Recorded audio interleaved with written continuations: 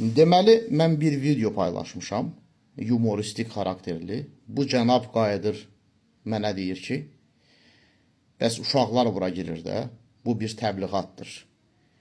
Mən də cavabında demişəm ki, bu platform əslində 18 yaşdan yuxarılar üçündür. Uşağın burada işi olmamalıdır. Əgər uşaq bura girirsə, bu sizin kimi uğursuz valideynlərin məsuliyyətsizliyidir. Daha bilmirəm indi o valideyndir yoxsa yox, ümumiyyətlə valideynlərin məsuliyyətsizliyidir. Yazıb mənə ki, uğursuz özünsən, danışığına sərhəd qoy, şikayət verəcəm səndən, izləyəcəm səni bundan sonra. Ümumiyyətlə, bu cür hədə qorxular bizim ölkədə artıq mod halını alıb. Yəni, kim kimə gəldi, hədə gəlir. Şikayət verəcəm səndən.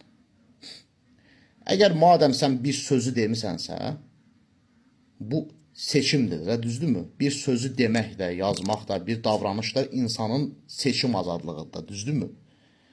Seçim azadlığı əgər edirsənsə, o zaman etdiyin nəticələrin də məsuliyyətini sən daşımalısan da, düzdürmü?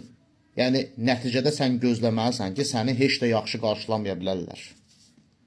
Sən ola bilsin ki, söyləsən, sən ola bilsin ki, tənqid olunasan, sən ola bilsin ki, təhqir olunasan. Yəni, düzdür, mən bunları eləməmişəm, amma ola bilər də bunlar, düzdürmü?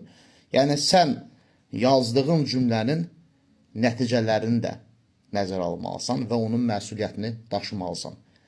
Yenə də dediyim kimi, istədiyini yazan, istəmədiyini eşitməyə məhkumdur. Madəm istədiyini yazmısansa, bir seçim eləmisənsə, yaxşı, seçimin məsuliyyətini niyə daşımırsan?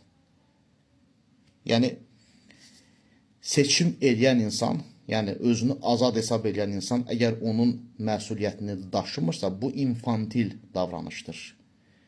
Bu, uşaq davranışıdır. Bu nəyə bənzəyir? Mən izah edeyim. Uşaq anasına deyir ki, soyuq havadır, amma mən başıma papaq taxmayacam. Amma xəstələnsəm, siz məni müalicə eləmiş olacaqsınız. Yəni, deyir ki, papaq taxmıram, keyfim belə istəyir, hava soyuq olsa da, amma xəstələnsəm, məni siz müalicə eləməlisiniz.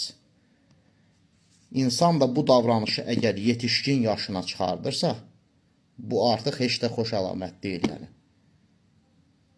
Hər birimiz etdiyimiz davranışların nəticələrinin məsuliyyətini daşımağa məcburuq. Diqqətinizə görə minnətdarım. Sağ olun.